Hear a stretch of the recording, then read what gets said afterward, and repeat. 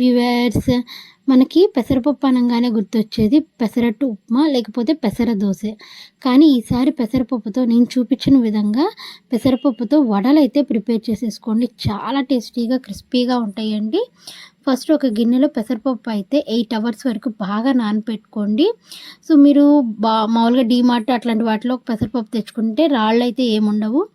ఇంట్లో మనము పంట దగ్గర నుంచి తెచ్చుకుంటాం కదా, అవైతే కొంచెం రాళ్ళు ఉంటాయి, గాలించుకోవాలి. ఈ పెసరపప్పు అయితే నాకు బాగా నానిపోయిన తర్వాత ఒక జల్లెడ గిన్నెలో వేసి బాగా వడగట్టుకున్నానండి. మనకి ఆ పెసరపప్పులో ఉండే వాటర్ అంతా డ్రైన్ అయిపోయి మనకి పొడి పొడిలాడుతూ ఉండాలి ఆ పెసరపప్పు అనేది. నెక్స్ట్ ఇప్పుడు ఒక చిన్న జార్ అయితే తీసేసుకొని అందులో పెసరపప్పు అయితే వేసేసుకొని నీళ్ళైతే ఒక డ్రాప్ కూడా వేయకుండా ఇట్లా పిండి ముద్దలా అయితే ప్రిపేర్ చేసేసుకున్నాను. సో మిగతా పెసరపప్పును కూడా ఇట్లానే అయితే మొత్తం చేసేసుకొని ఇప్పుడు వీటన్నిటిని ఒక బౌల్లో అయితే తీసేసుకున్నాను. నెక్స్ట్ ఇందులో ఉల్లిపాయ, అల్లము, పచ్చిమిర్చి చిన్న చిన్న ముక్కలుగా అయితే కట్ చేసేసుకొని అయితే వేసుకొని ఒకసారి అయితే బాగా అయితే కలిపేసుకోండి.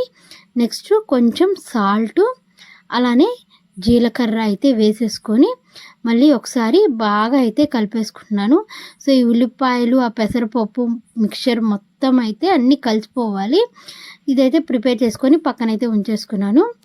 ఇప్పుడు ఒక చిన్న బాండీ అయితే తీసుకొని ఆయిల్ పెట్టేసుకొని కాగిన తర్వాత ఇక్కడ చూడండి పెసరపప్పుని ఇట్లా ఉండలా చేసేసి సో చిన్న చిన్న అవి చేసుకొని కొంచెం మందంగానే ఒత్తుకోండి, లేకపోతే ఇరిగిపోతాయి. పలచగా ఒత్తుకుంటే గోల్డెన్ బ్రౌన్ కలర్ వచ్చేంత వరకు ఇట్లా అయితే వేయించేసుకోవాలండి.